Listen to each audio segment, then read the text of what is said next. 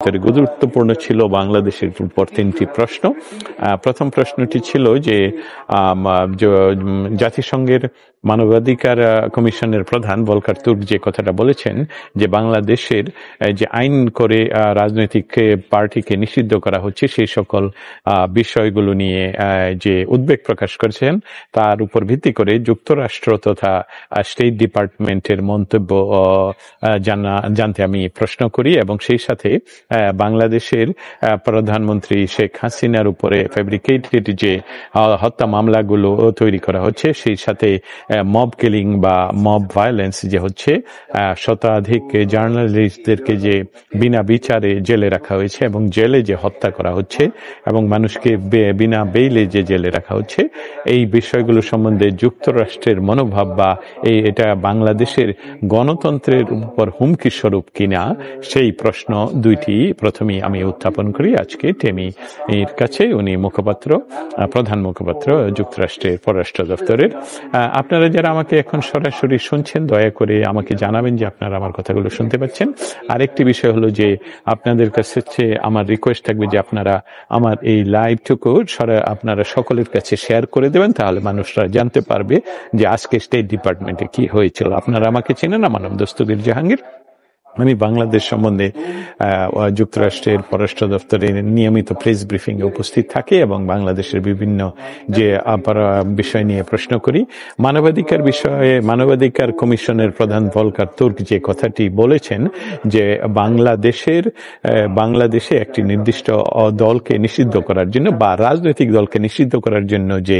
আইন তৈরি করা হয়েছে এবং তার পরিপ্রেক্ষিতে বাংলাদেশে আওয়ামী লীগ এবং তার সহযোগী সমস্ত সংগঠনের যে রাজনৈতিক কার্যক্রম নিষেধ করা হয়েছে তা নিয়ে তিনি উদ্বেগ প্রকাশ করেছেন। সেই উদ্বেগের পরিপ্রেক্ষিতে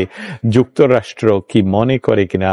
যে এটা বাংলাদেশে গণতন্ত্রের বিকাশ বা গণতন্ত্রের চর্চার অন্তরায়, এটা ছিল একটি প্রশ্ন। সেই সাথে সম্পূরক প্রশ্ন ছিল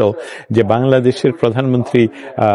শেখ হাসিনার উপর ফেব্রিকেটেড যে হত্যা মামলাগুলো হচ্ছে, যেসবগুলো রাজনৈতিক প্লয় বলা হচ্ছে এবং দেখানো হচ্ছে যে 10 মাস আগে যিনি হার্ট অ্যাটাকে মারা গেছেন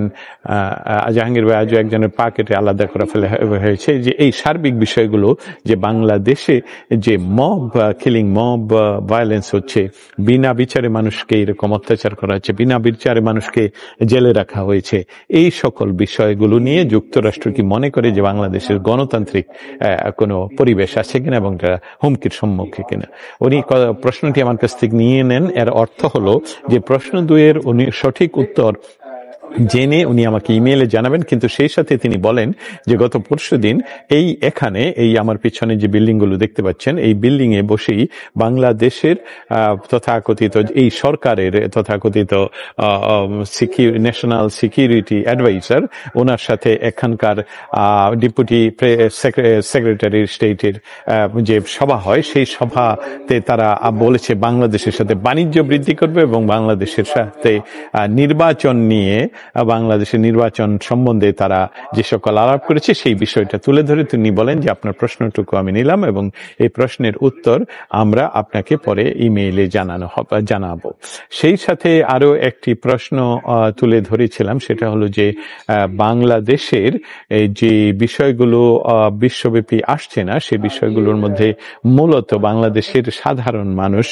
আওয়ামী লীগ কর্মীদেরকে বিনা বিচারে জেলে আটক রাখা হচ্ছে, সাংবাদিকদেরকে বিনা বিচারে জেলে আটকে রাখা হচ্ছে এবং সেই সাথে বাংলাদেশের সাধারণ মানুষের যে মৌলিক অধিকার যেমন ভোটের অধিকার, সেই ভোটের অধিকার থেকে তাদেরকে বাইরে রাখার জন্য তারা আইন প্রণয়ন করেছে, যেই আইনের মাধ্যমে তারা ইতিমধ্যে বাংলাদেশ আওয়ামী লীগের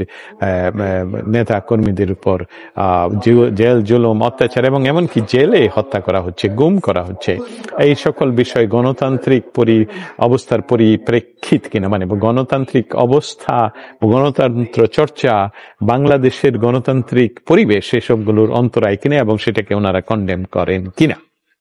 সেটার উত্তরে উনি আবারও বলেছেন যে তিনি আমার প্রশ্নোদয় নিলেন এবং সেটা নিয়ে উনি আমাকে উত্তর ইমেইলে জানাবেন, এবং বাংলাদেশের বর্তমান সরকারের সাথে তো ওনারা বাণিজ্য বৃদ্ধি করতে চান এবং সেই সাথে বাংলাদেশের ইলেকশনের উপর তো ওনারা লক্ষ্য রাখছেন। আমি যে কথাটা এখানে আপনাদের মাধ্যমে সকলের কাছে তুলে ধরতে চাই সেটা হলো এই যে ইতিমধ্যে যুক্তরাষ্ট্র ভালো করে অবস্থান নিয়েছে বা জেনেছে যে বাংলাদেশে আসলে ডক্টর ইউনূস কি করছেন এবং কিভাবে বাংলাদেশে উনি সরকার পরিচালনা করছেন। অতএব এই সরকার পরিচালনার বিষয়টুকুর উপর, এবং এটা যে অগণতান্ত্রিক অনির্বাচিত সরকার, এইটা ইউনাইটেড স্টেটসের পররাষ্ট্র মন্ত্রণালয় এমনকি বাণিজ্য বৃদ্ধিকে অস্ত্রবৃদ্ধি, প্রাকৃতিক শক্তি ক্রয়, হ্যাঁ প্রকৃতির শক্তির ক্রয়। আপনার প্রশ্নটা ভালো। গত পরশুদিন বাংলাদেশের ডক্টর খলিলুর রহমান উনি এসেছিলেন, সেখানে আসলে এই বিষয়টা হলো মোটামুটি বলা যায় এই ধরম ভাবেই যে আমরা বাংলাদেশে সাধারণ মানুষকে বোঝানোর জন্য যে আমেরিকা বা যুক্তরাষ্ট্র তাদের সাথে রয়েছে, এটা কোনো সাংবাদিকদের উপস্থিতি সেখানে ছিল না, তাদের ভিতরে কোনো মিটিং হয়েছে কিনা সেটাও আমরা তেমন কিছু জানি না। আমরা হ্যান্ডশেকের ছবি দেখেছি, সেটাও প্রচার করেছেন ক্রিস্টোফার, যিনি এখানকার ডেপুটি স্টেট সেক্রেটারি বা স্টেটের ডেপুটি সেক্রেটারি, উপমন্ত্রী হিসেবে বলা যায় ওনাকে। আজকের 3টি প্রশ্নই ওনারা শুনেছেন বাংলাদেশ সম্বন্ধে, যেটার ভিডিওগ্রাফি আমরা কিছুক্ষণ পরেই আপনাদের সাথে শেয়ার করব, এবং আপনারা সেইটা আবার মানুষের মাঝে ছড়িয়ে দেবে। এবং তারা যে উত্তর আজকে ভিডিওতে দিয়েছে, অনলাইনে দিয়েছে, আমার সরাসরি অন দ্য রেকর্ডে বলছে, সেই উত্তরগুলো আপনাদের কাছে বাংলায় ট্রান্সলেট করে আমি আপনাদেরকে জানাবো।